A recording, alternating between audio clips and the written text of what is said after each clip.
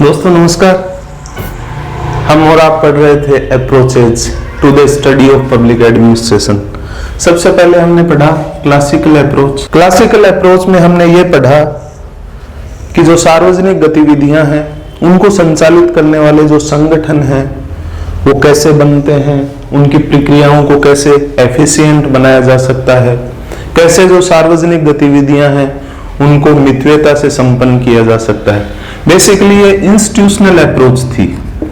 दूसरी जो अप्रोच थी वो थी ह्यूमन रिलेशंस अप्रोच, यानी संगठन को सामाजिक संबंधों के आधार पर समझने की कोशिश, या व्यक्ति की सामाजिक पृष्ठभूमि कैसे कार्यों को प्रभावित करती है, संगठन में जो सौंपे गए दायित्व और उत्तरदायित्व हैं उनको व्यक्ति या कर्मचारी कितने प्रभावशाली तरीके से काम करेगा, कितने प्रभावशाली तरीके से उन कार्यों और दायित्वों को संपन्न करेगा, उसका प्रदर्शन क्या सामाजिक कारकों पर निर्भर करता है, यह समझने की कोशिश थी human relation approach.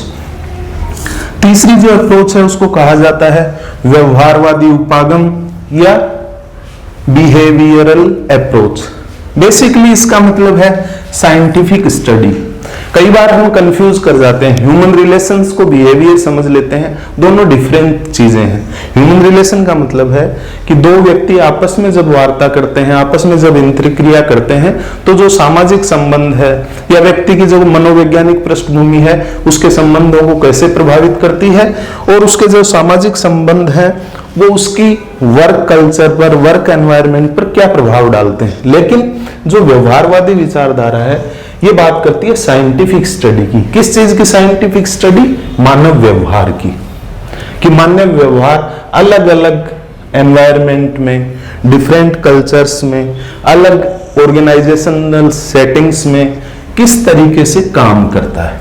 Basically human behaviour का मतलब है कैसे व्यक्ति लीड करता है, नेतृत्व प्रदान करता है, कैसे लोगों को कोई प्रेरणा दे सकता है, या लोग कैसे प्रेरित होते हैं किसी संगठन में डिसीजन कैसे लिए जाते हैं, उनके पीछे कौन से वैज्ञानिक आधार हैं, व्यक्ति कैसे डिसाइड करता है कि मुझे इस बात के संबंध में या ये निर्णय लेना है, क्यों लेना है, क्या आधार हो सकते हैं निर्णय लेने के, स्वीकार्यता, किसी आदेश की स्वीकार्यता किस चीज पर निर्भर करती है, क्या केवल फॉर्मल अथॉरिटी या जो हायरार्कियल जो स्ट्रक्चर है उसमें हायर लेवल पे बैठने वाला व्यक्ति या पदाधिकारी इस बात के लिए अपने पद के कारण सक्षम है कि लोग उसके आदेशों की अनुपालना करेंगे या आज्ञा पालन करेंगे।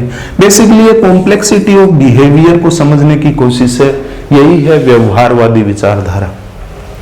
व्यवहारवादी विचारधारा को समझने के लिए जरूरी है कि हम इसके जो विशिष्ट लक्षण हैं, विशिष्ट विशेषताएं हैं उनको समझें।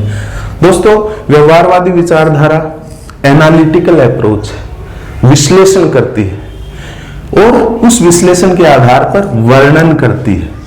मतलब ये नॉर्मेटिव नहीं है, मतलब क्या होना चाहिए ये बात नहीं करती, ये बात करती है कि क्या है, और ये प्रेस्क्रिप्टिव नहीं है कि ये प्रेस्क्रिप्शन नहीं देते कि आप इस तरीके से काम करना चाहिए, ये करना चाहिए, नहीं, ये एनालिसिस के आधार पर डिस्क्रिप्शन देती है कि ये करना है, ये करने से ये फायदा होगा, इस तरीके के व्यवहार से ये बेनिफिट है ऑर्गेनाइजेशन को। दूसरा दोस्तों ये इंटरडिसिप्लिनरी है। अब तक जो भी दोनों विचारधाराएं थी एडमिनिस्ट्रेशन को समझने की वो केवल और केवल क्लोज्ड थी, यानी केवल या तो ऑर्गेनाइजेशन को एज इंस्टीट्यूशन समझ रही थी, या ह्यूमन रिलेशन अप्रोच की अगर बात करें तो व्यक्ति को एक क्लोज एनवायरनमेंट में वो सोशल सेटिंग से कैसे प्रभावित होता है, केवल इतनी बात करती थी। लेकिन व्यवहारवादी विचारधारा साइकोलॉजी से वेरियस जो थ्योरीज हैं, वेरियस जो एस्पेक्ट हैं वो उधार लेती है। सोशियोलॉजिकल जो थ्योरीज हैं, सोशियोलॉजिकल एस्पेक्ट हैं, उनसे बहुत सारी चीजें सीखती है। एंथ्रोपोलॉजी, पॉलिटिकल साइंस, यानी व्यवहारवादी विचारधारा आइसोलेशन में काम नहीं करती। ये विचारधारा बेसिकली साइंटिफिक स्टडी है मानव व्यवहार की, और मानव व्यवहार की साइंटिफिक या वैज्ञानिक अध्ययन करने के लिए जरूरी है कि आप मनोविज्ञान का अध्ययन करें, सोशियोलॉजी का अध्ययन करें, पॉलिटिकल साइंस का अध्ययन करें, एंथ्रोपोलॉजी का अध्ययन करें, इकोनॉमिक्स का अध्ययन करें, इन सारे अध्ययनों के आधार पर ही आप व्यक्ति के व्यवहार की वैज्ञानिक पद्धति से विश्लेषण कर सकते हैं।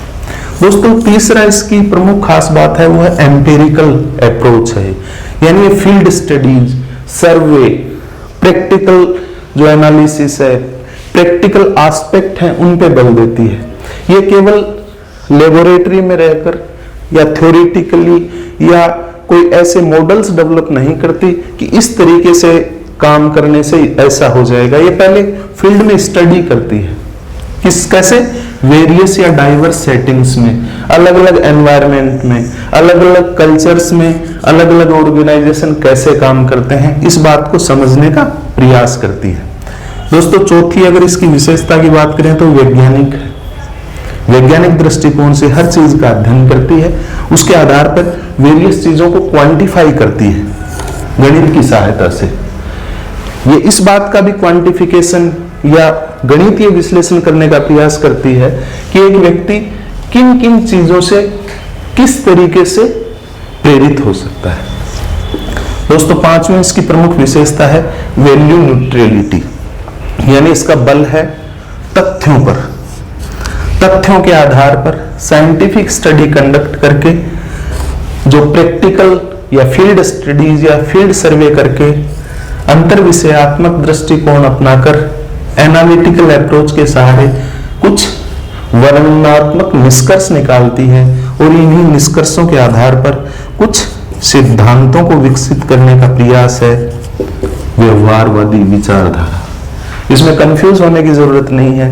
बेसिकली व्यवहारवादी विचारधारा का मूल ध्येय है सिद्धांतों का निर्माण करना, ताकि इन सिद्धांतों को डाइवर्स सेटिंग्स में अप्लाई करके ऑर्गेनाइजेशनल एफिशिएंसी, इकोनॉमी और इफेक्टिवनेस बढ़ाई जा सके।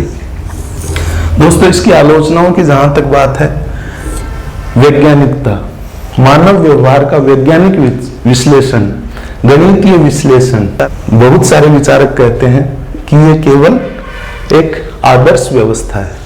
मानव व्यवहार का गणितीय विश्लेषण करना लगभग असंभव है।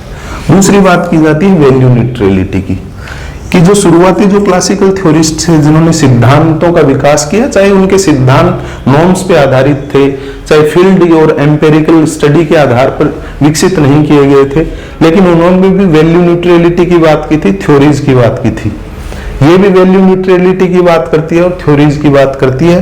ये इसकी बहुत बड़ी आलोचना। दोस्तों, इस व्यवहारवादी विचारधारा को विकसित करने का श्रेय चेस्टर बर्नार्ड और हर्बर्ट साइमन को जाता है। और भी बहुत सारे विचारक थे, लेकिन मूल रूप से इन दो विचारकों का इसमें बहुत बड़ा योगदान है।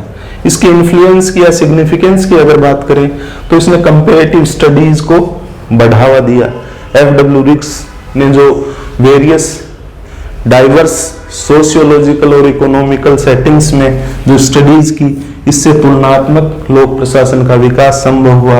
ये डायनेमिक्स की बात करती है। डायनेमिक्स का मतलब है कि संगठन के सदस्य आपस में कैसे अंतरक्रिया करते हैं, वेरियस सोशल सेटिंग्स में विभिन्न प्रकार के संगठन कैसे अंतरक्रिया करते हैं, वेरियस क्रॉस कल्चरल सेटिंग में उपस्थित विभिन्न संगठन आपस में किस तरीके से अंतरक्रिया करते हैं। तो इसने लोक प्रशासन के विकास को और लोक प्रशासन के अध्ययन को एक व्यवस्थित रूप देने का प्रयास किया।